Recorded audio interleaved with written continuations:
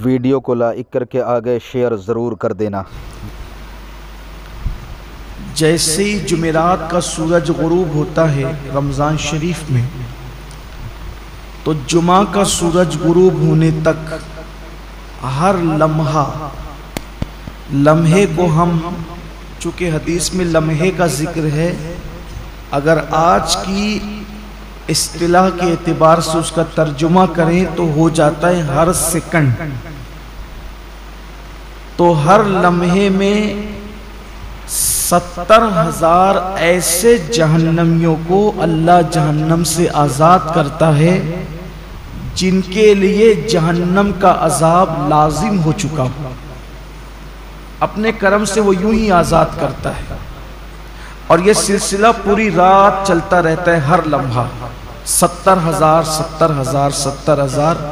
फिर उसके बाद दिन में भी यही सिलसिला, हत्ता के जो जुमतुल मुबारका की आखिरी साअत गुरूब आफताब के वक्त आती है, तो वो जो सूरज गुरूब होने से लेकर अब सूरज गुरूब होने तक जितने लम्हात में 70,000 बख्शे गए थे, उन सब की तादाद के बराबर उस आखिरी घड़ी में उतने ही लोगों को बख्शा जाता है।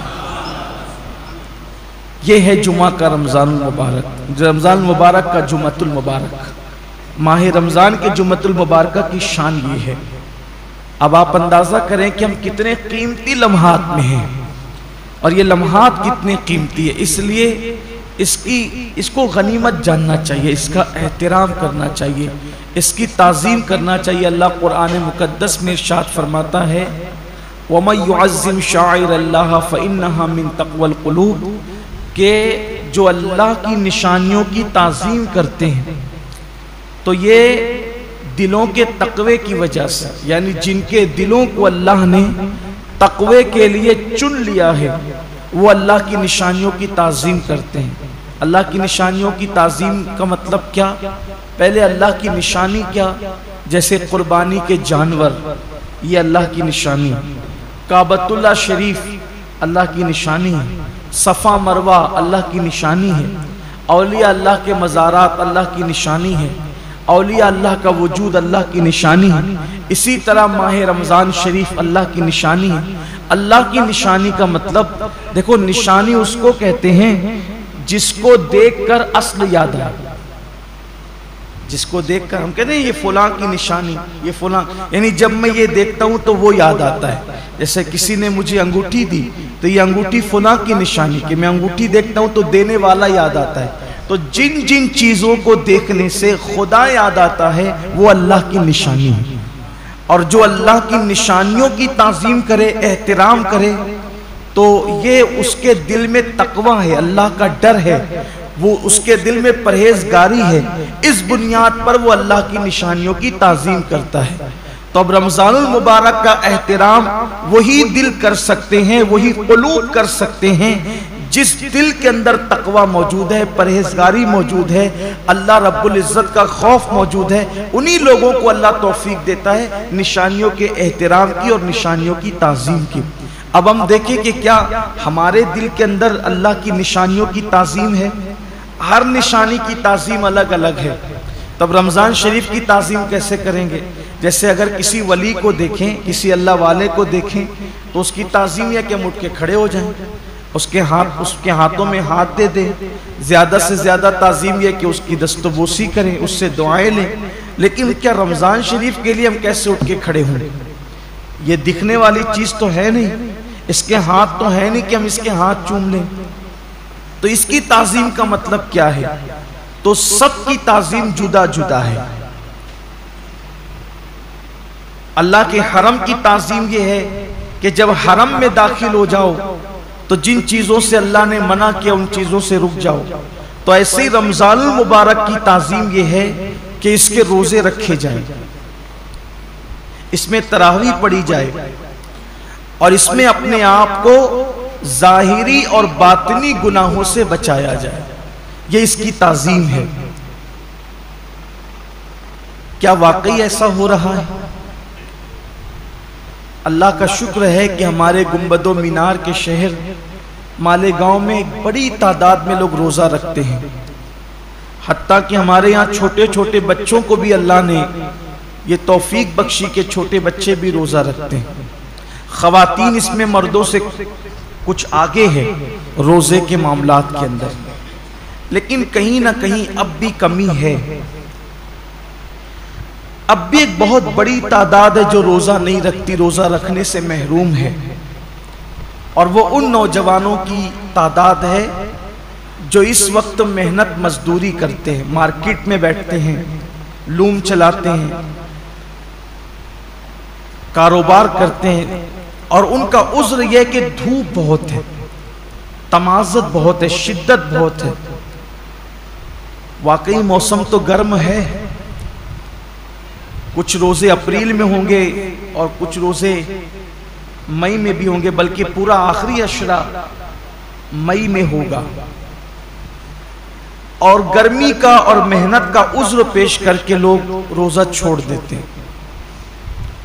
पहली बात तो यह है कि मौसम का उज्र या मेहनत का उज्र पेश करके रोजा छोड़ने की इजाजत नहीं हो सकती, बल्कि अगर मेहनत मजदूरी की वजह से आप रोजा छोड़ते हैं तो इस्लाम का हुक्म यह जो अहकाम शरा है वो बता रहा हूं आपको कि एक तरफ रोजा छूटता है काम धाम की वजह से, आप अपने अंदर ताकत नहीं पाते कि मेहनत भी करें और रोजा भी रखें, तो रोजा नहीं छोड़ सकते।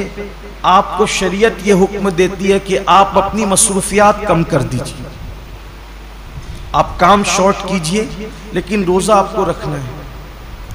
इसलिए कि रमजान शरीफ के एक रोजे की अहमियत यह है, एक रोजे की, कि जानबूझकर अगर किसी ने रमजान शरीफ का एक रोजा छोड़ दिया और उसके बदले में फिर वो पूरी जिंदगी रोजा रखे, तो जिंदगी भर के तमाम रोजे उस एक रोजे की फजीलत को नहीं पहुंच सकते जो माह रमजान शरीफ में रखा गया है।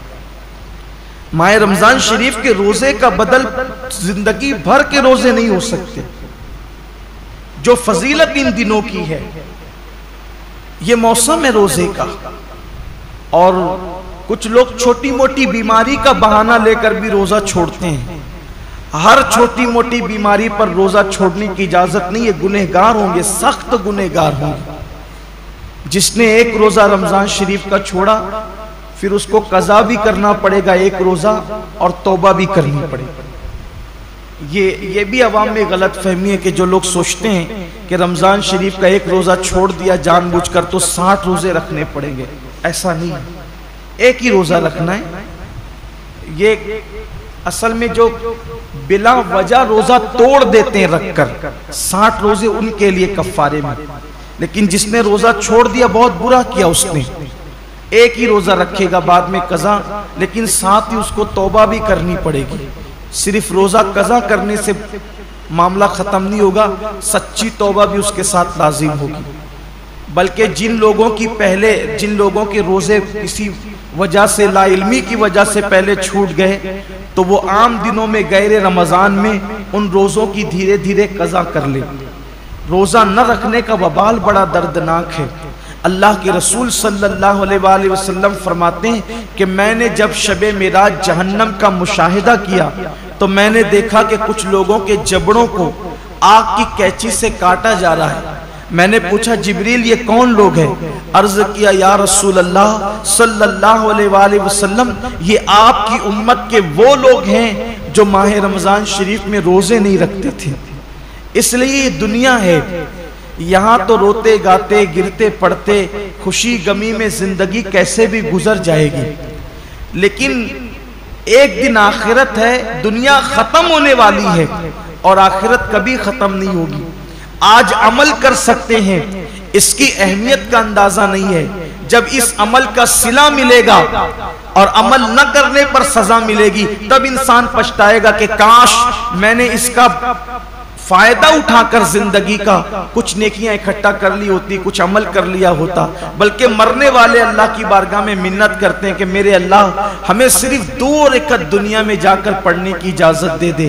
लेकिन इरशाद होता है, बंदे जब हमने तुझे मौका दिया था उस वक्त तो तूने उससे फायदा नहीं उठाया, अब जिंदगी खत्म हो गई है, अब दोबारा किसी को दुनिया में नहीं भेजा जाएगा।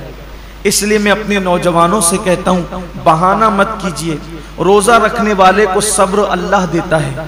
और एक बात आज आपसे कहना चाहता हूं, अगर किसी गुर्बत की, तंगदस्ती की या मेहनत मजदूरी की वजह से आपका रोजा पुरमुशक्कत है, आपके रोजे में मुशक्कत है, तकलीफ है, तो ये बात हमेशा याद रखिएगा कि जिस नेकी में जितनी तकलीफ होगी, जिस नेकी में जितनी तकलीफ होगी उसका सिला उतना बढ़ा दिया जाएगा। रोजा रखकर एसी में सोने वालों का सवाब अलग है और रोजा रखकर लूम चलाने वालों का सवाब अलग है, दोनों का सवाब यकसा नहीं है। रोजा रख करके एसी में ऑफिसों में बैठने वालों का अजर अलग है और रोजा रख करके धूप में मार्केट में बैठने वालों का अजर अलग है। वजह हाफिज।